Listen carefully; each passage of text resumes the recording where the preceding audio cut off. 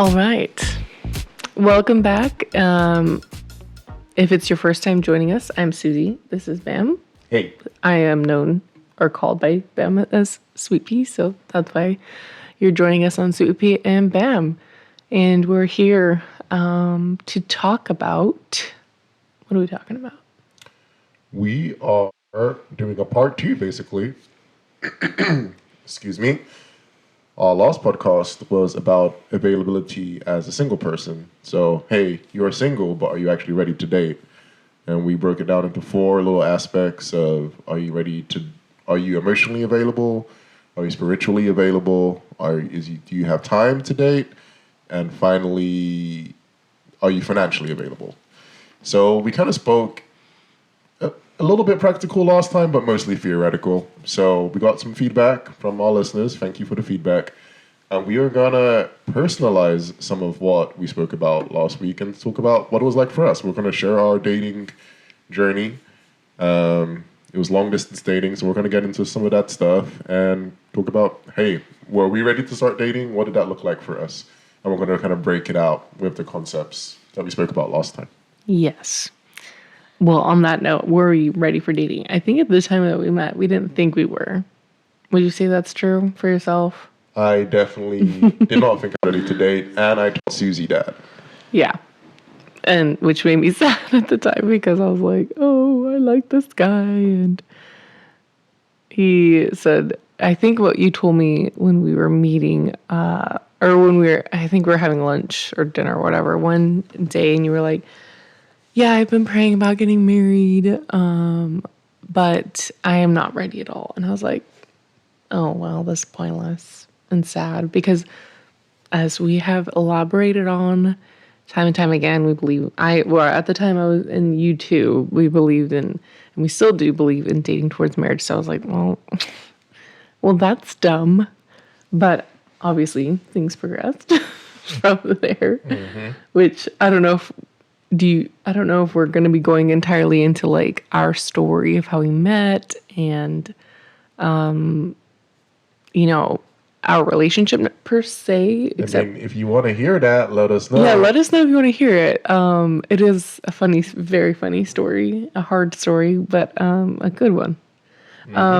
But yeah, going back, I think, I don't think either of us thought. Actually, funny thing is, right before the time that we met, the event that we met at, my mom asked me, she was like, hey, you never know, like, just, I'm praying for you, essentially, something along those lines, because you might meet somebody there that you might marry. And I was like, yeah, right. I was like, I am not interested. No thanks. Sure. So at the time, I was not, like I said, not interested.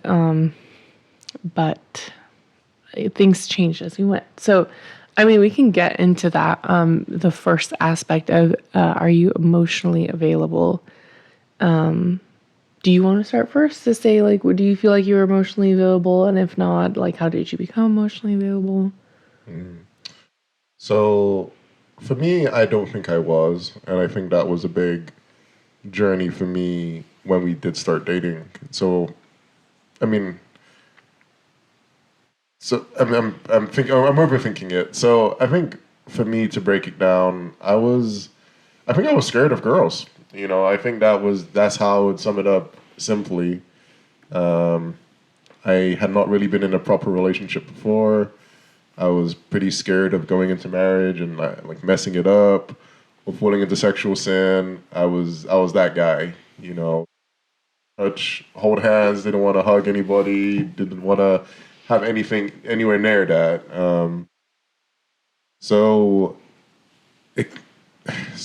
Was I emotionally available? I think it was hard for me to open up about my emotions. It was hard for me to think about have an understanding of a romantic relationship at all, and what that would look like. What kind of topics would be spoken about. I'm trying to think of like maybe an example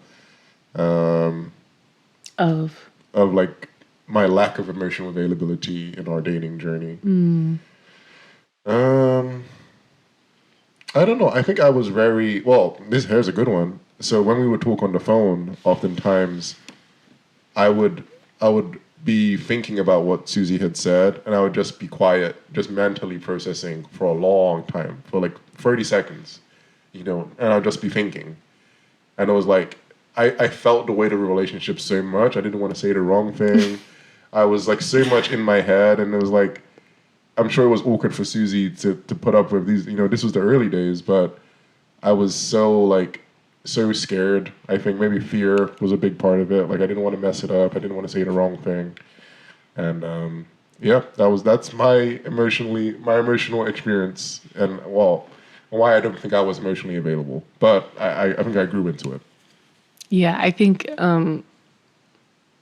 the I remember, yeah, that you did do that, the waiting. The problem was I come from a big family, and if you don't talk fast, like you don't get to talk because people are talking over each other.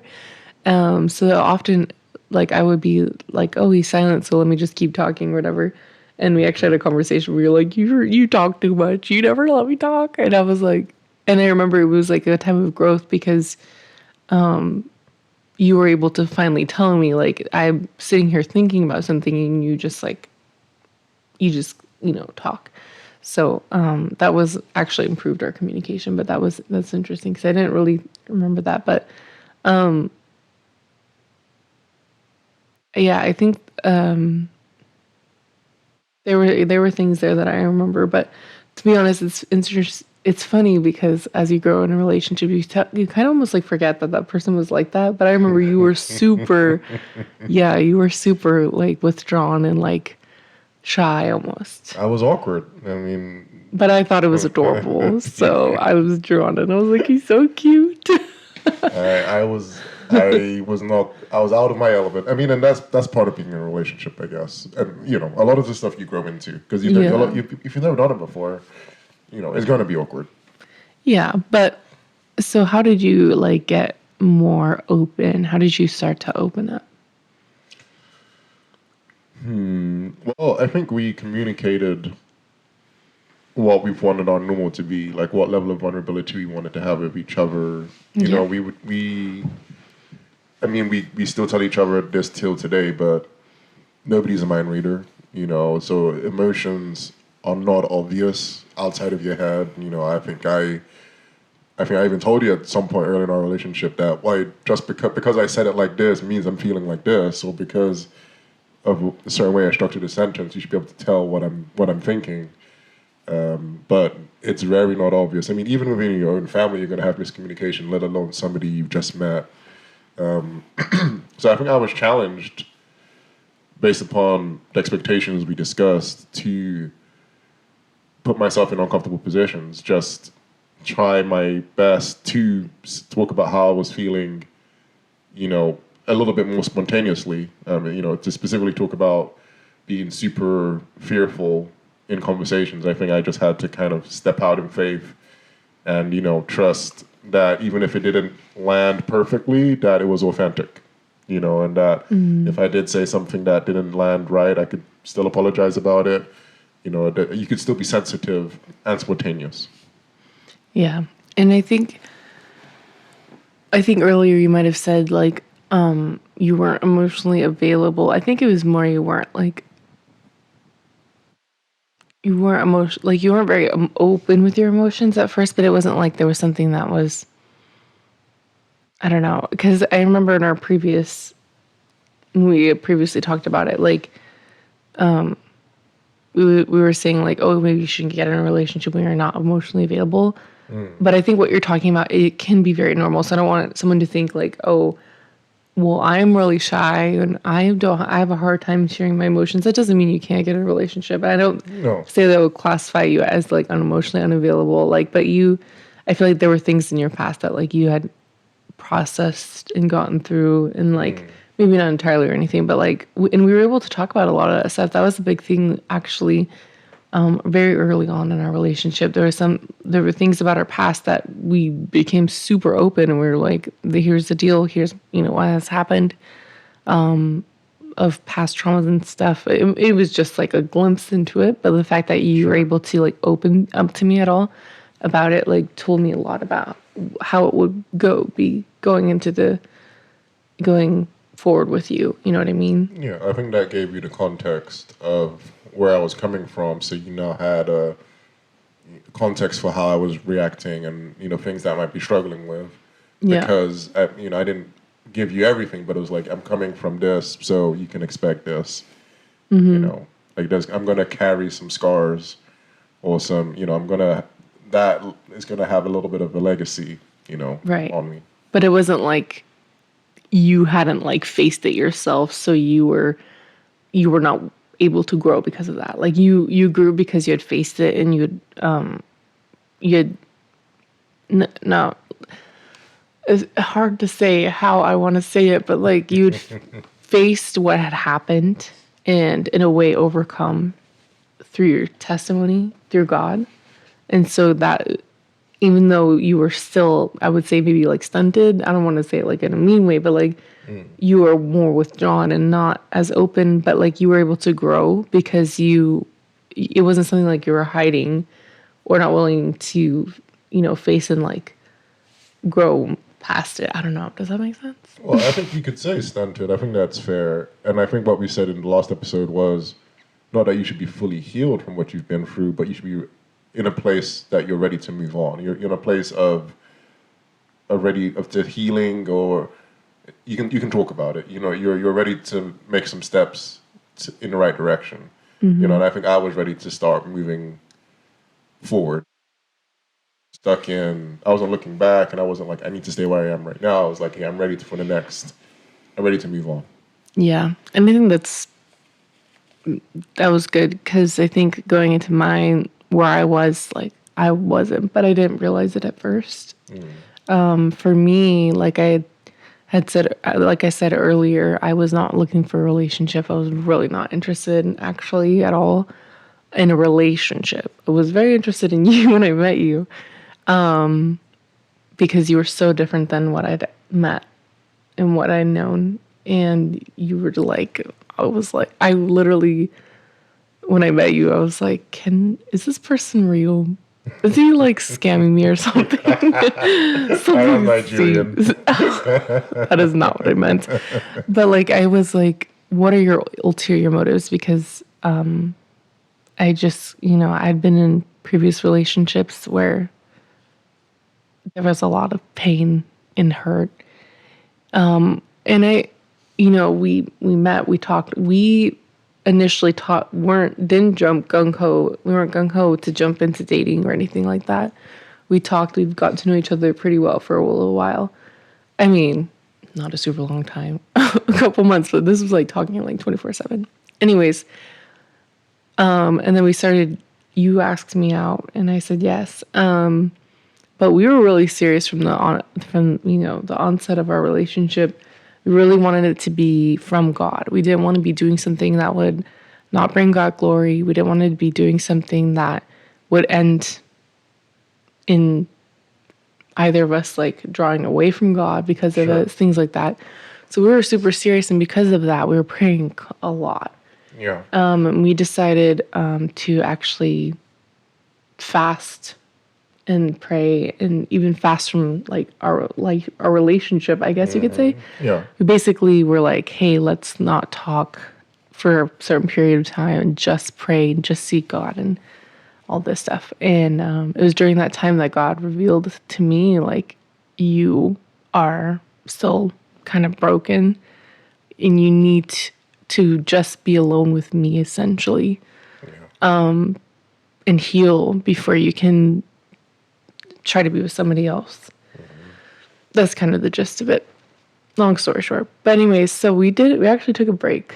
We broke up. It wasn't a break, we broke up. I was essentially ready to just be alone. Like, no,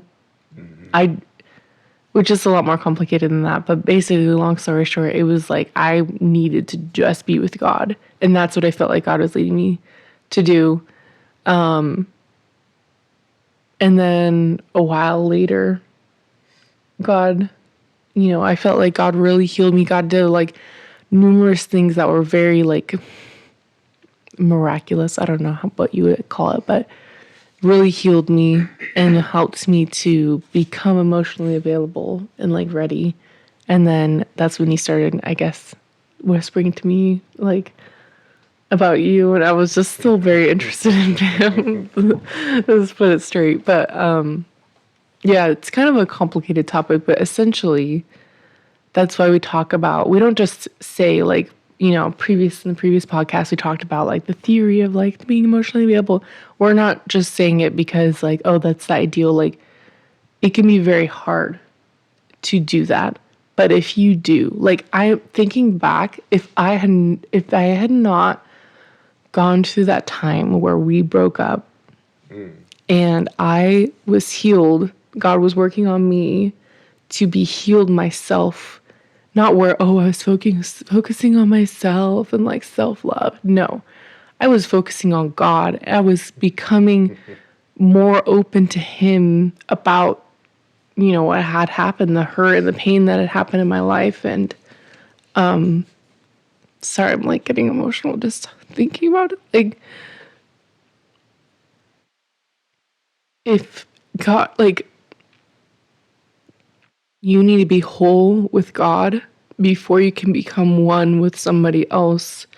Because if you don't, like, you're going to bring your hurt into that, and you're going to hurt the other person. Sure.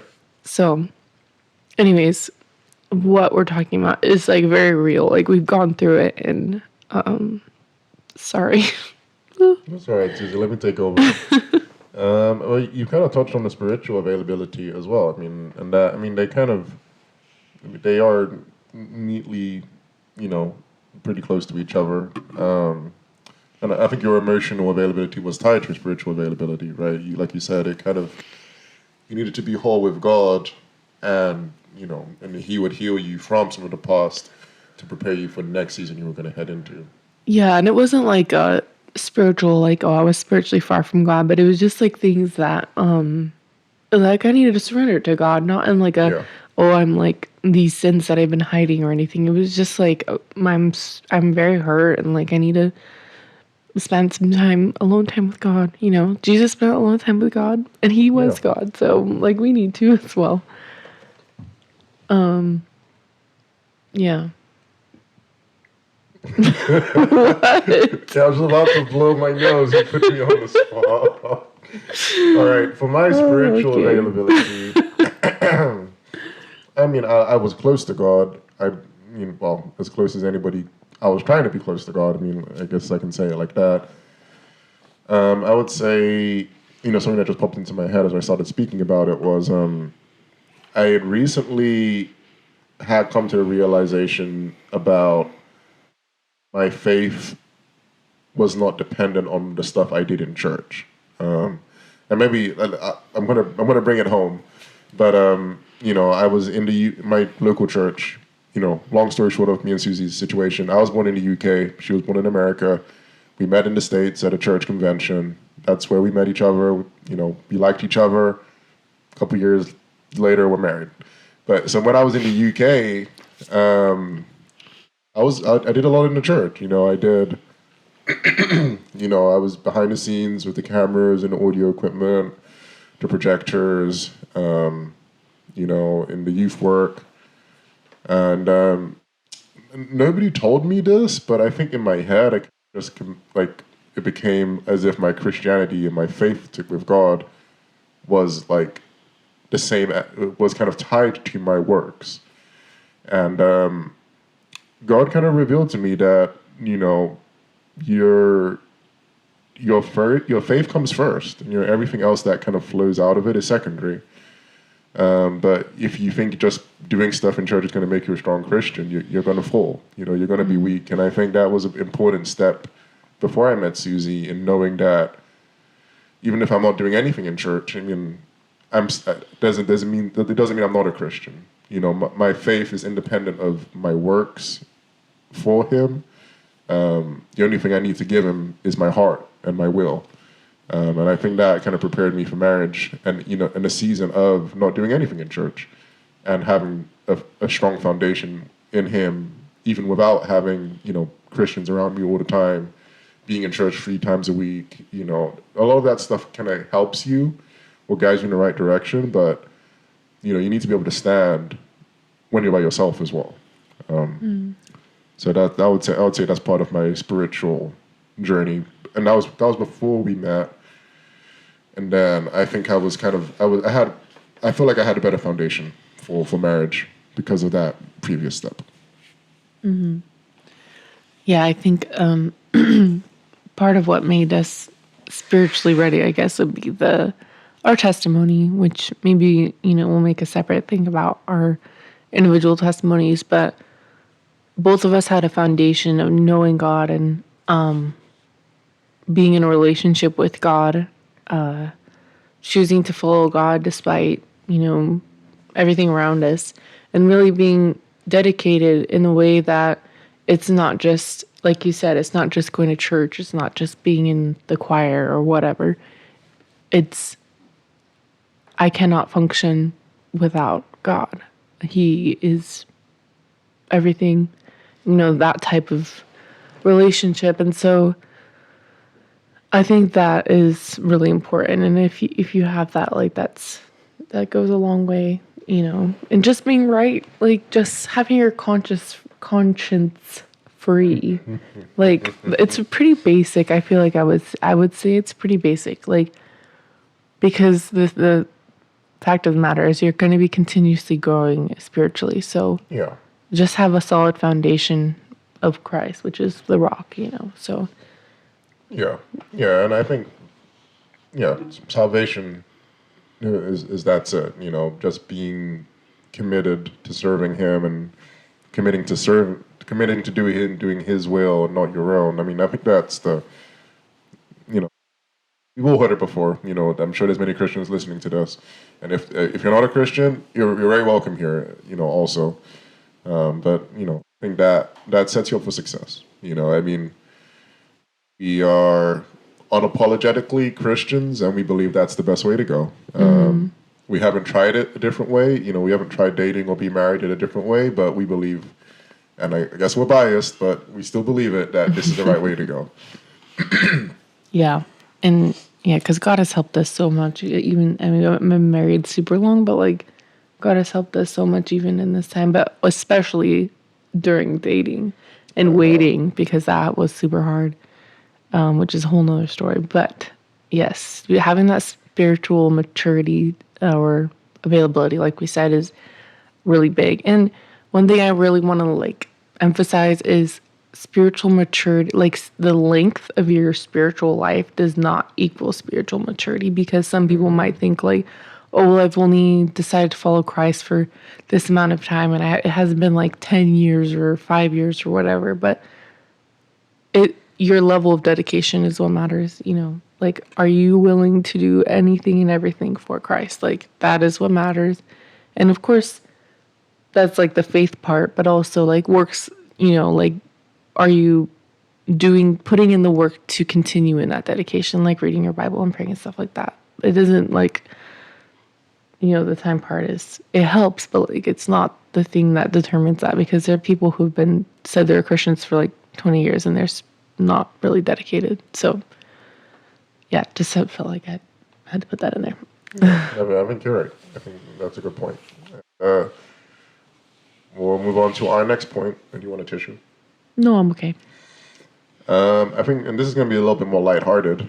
We can talk about time availability, and I can take us down memory lane in terms of my story with this. I think so. This is the year we met in 2018, and me, Susie, Joshua, Lola, and Lauren, I think we were headed to a beach in Oregon, and we got onto this topic about.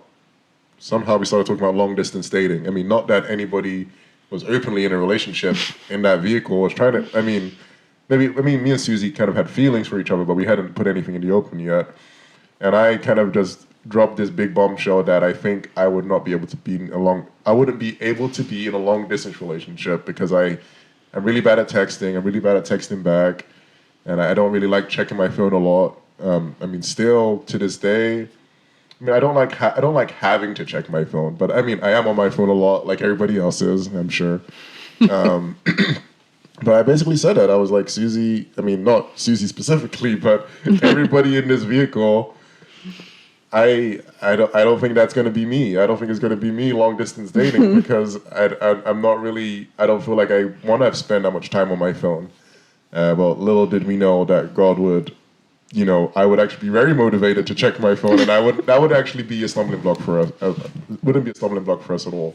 But I'm sure that made quite an impression when I said that. Yeah, you were just piling on the things like, I'm not ready for marriage. I'd be a terrible long distance. I'm like, you were trying to discourage me so hard. Not intentionally. To be clear, I wasn't playing games. I was speaking from the heart. Yeah, we don't believe in those games. No. Yeah. The thing about our time availability when we were first met was we were both jobless. Sorry, excuse me. But so I had just graduated nursing school, literally. I think I graduated in June and I met you June. So literally that month. And you had just left a job. Yep. So when we met each other, which made it so that you could come to that convention, basically. And so we were very free on the time level. I mean, and of course, we got very busy. You got a job, I think, shortly after. Yeah. A couple, like maybe at the end of the summer. And then I got a job later because I had to take my NCLEX and find a job, which was hard at the time. But in that first period of like couple months, we had a lot of time, and we spent a lot of it with each other. Like I remember my family would come into my room, like, "Why are you in here for hours? Like, what is happening?" And I'm like, "Oh, just talking to Bam." And so, of course, that generated lots of questions. But yeah, we would just like be on the phone, like FaceTiming each other, talking about everything and anything, questions. We would go over, I think, sermons even, like, that we had listened to. Yeah, true. We would share stuff that we thought was, interesting or that we could learn from or that we thought was powerful. Yeah, I guess I didn't think I was, but I actually had a ton of time. And I was willing to give it. I think I underestimated the power of romantic feelings before I was in a relationship. And No. and I think I enjoyed our conversations. I think I really look forward to them. Yeah, so we had a lot of time. And like I said, of course we got jobs, but like we set aside time, like even when we were both really, really busy. At my first job as a nurse, I worked a ton. We'd make the time, like in that job particularly, for example, every time I was driving home, I'd call Bam. Because I think I got off at 2:30, and so that would be your 10:30. So I would get off work and I would call Bam on my drive home, and then I think you usually went to bed at like 11:30, 12. So like we'd be on the phone for a couple hours, and then like other times, like when I worked night shift, it would be daytime over there. So I would FaceTime him on my lunch, or like sometimes it was not. Sometimes the thing to remember on this part is like it's not going to be easy all the time. Like don't expect it like, oh, if it doesn't feel easy, it's not right. That's not necessarily true, because sometimes I would call you, like I would wake up at 4 a.m. and then I would like do whatever I was doing in the morning, and then I would call you, which I think it would be your lunch break. Your lunch break then. Like you would take your lunch and we'd talk, and it was hard because I was like, it's 5 a.m. I'm like super tired. And it was hard because I would be driving and it was super loud and like my internet would be spotty and like all this stuff. And so it would be super hard to hear each other. Like, what did you say? Yep. And repeating yourself 5 times in the morning. Oh, trust me, it does not make for a good mood. But like, it developed patience in us, and me particularly. But yeah, so we made time for each other throughout the whole process, which was hard because like there was an 8-hour difference between London and here, the West Coast. So I think we started out with a lot of time availability, but we continue to make ourselves available time wise. Yeah, we did. Yeah. All right. Are we ready to move on to the final one?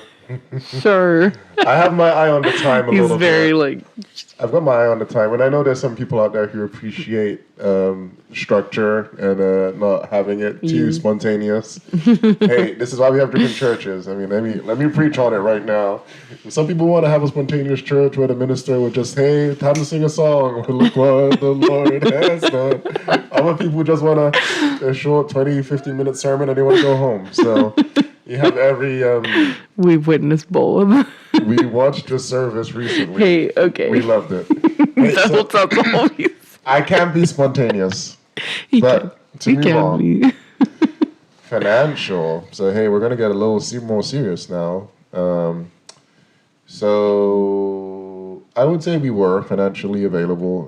We had premarital counseling. We had 2 rounds of premarital counseling, actually. Not that the first one was bad.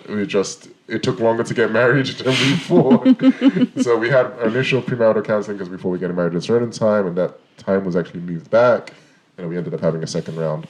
But in our premarital counseling that our church did, thank you, Brother Eric, thank you, Brother Bill, we spoke about finances. That was an important part of it because it's the practical part of where you're going to live, how you're going to survive. I had a job in the UK, and I was living at home while I was working, so I had a good amount of savings, saved up. Susie also had a job, and you were moved out while you were working, but you still were able to make some decent savings. And Susie has a pretty high-paying job. Well, I mean, it is high-paying compared to the average household incomes. So we both came into marriage with some savings, but just before we got married, there was an unexpected twist in our story. Yeah, unexpected twists. I wasn't able to work when you came, literally at the same time. I think it was 2 weeks. Yeah, 2 weeks before you came, was when the work. And I own a house. We own a house, but I had bought it when you were still over there, and of course, bills come with that. I was no longer living at home, so it was very scary. But at that point, it was we were beyond the point of no returns. Yeah. So I think that's less part of the financial availability. God worked it out. God provided, and I am a firm believer that God will provide. But I think in terms of financial availability in our relationship, I think what we did was basically we talked about school loans, which we both have, and oh, do you have any other debt, or what other financial? We didn't really have that much going on. I'd never owned a credit card, so it's not like I had a bunch of credit card debt racked up or something. That would be something important to talk to your whoever you're with, definitely, and probably work on while you're just work on at any stage of life, I guess. Anyways, but I think also another part of it was just planning, looking towards the future. Of course, we believe that the future is in God's hands, but try to be responsible as well, to trust God, but also be responsible in the present, stewarding the money that we did have, and because we were both single, we could spend our money however we wanted, really. Yeah. But we intentionally prepared for marriage. We knew a marriage was not going to be cheap. Plane tickets were not going to be cheap to get over there. And thank God, because I had savings, and that helped a lot when I couldn't work. But also part of it was for example, at nursing in the U.S., or at least on the West Coast at the time. Now COVID kind of messed everything up. Now it's weird, but at the time it was very hard to almost impossible to get a job at a hospital without your bachelor's degree. So that, and obviously a hospital job is a more higher paying position. And so while we were waiting, I was living in Seattle, and I moved home from Seattle so that I could have the benefit of living at home and saving money while working, but then also I was finishing my bachelor's degree so that I knew I could, hopefully one day, maybe if, like again, if God willed, I could work at a hospital after I got my bachelor's, or I would have an easier time getting a job. And that did help. So like little things like that, like planning, like, oh, okay, I just want to be financially responsible. And what are the steps to get to that point? Like I could have gone home and worked and just bought a bunch of random things and just been like, yeah, it's my money, whatever. But like I had a goal in mind, and that goal was marriage. And so I was like, well, okay, I want to be financially responsible, like I said, for that time. But yeah, so that's part of, I think, what we're meaning by Yeah. just be financially responsible. And having the end goal in mind. So, I mean, we released a reel, and it's, it's a little bit, popular on TikTok, but it was about being intentional. That's from the last episode, and so I think that covers so many aspects of a relationship, but especially finances as well. Unexpected things happen. I mean, for us in our journey, we paid for an attorney along the way because we had to do immigration to get me over to the States. We paid for just the application itself to apply for immigration is costs money. There's like different postage fees, and plane tickets, like I said already. So, I mean, it was those savings even helped us towards even getting married, even before we even got married. Yeah, ours was even, we were kind of forced into being financially minded and responsible because we knew that all of it was going to cost a lot of money. So we were like, well, let's be responsible. Let's try and do what we can to facilitate that because we want to get married, obviously. But, so, and I think it can be maybe harder if you're just like living in the same town, don't have to drive 5 miles and you see your, loved one and you can just go out and spend your money on whatever. But like, which is your own choice. But like, it is good, I think, to be, I think we're going into the weeds here.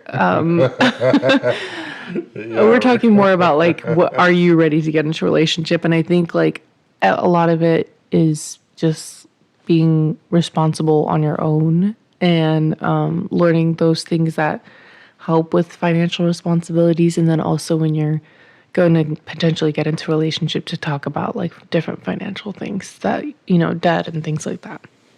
Yeah, I think we've hit the nail on the head, and hopefully this microphone feels low. Hopefully you've enjoyed this one. You've enjoyed some of our stories, and let us know what you want to hear from us. We have ideas, but we want to hear from you guys as well. But this is a conversation. We love seeing comments on Instagram, on YouTube, and that's part of what we're doing. This is the mission. Is to encourage people to hopefully people can learn from our mistakes, learn from what we did, and do better than us, and find God along the journey as well. So, in closing, we would say, hey, if you enjoyed it, please subscribe. You can be updated whenever we post something new. You can follow us on social media. I'm usually posting something every couple of days if you want to see a little snippet of what we've been doing. And we pray God blesses you, and we'll see you soon.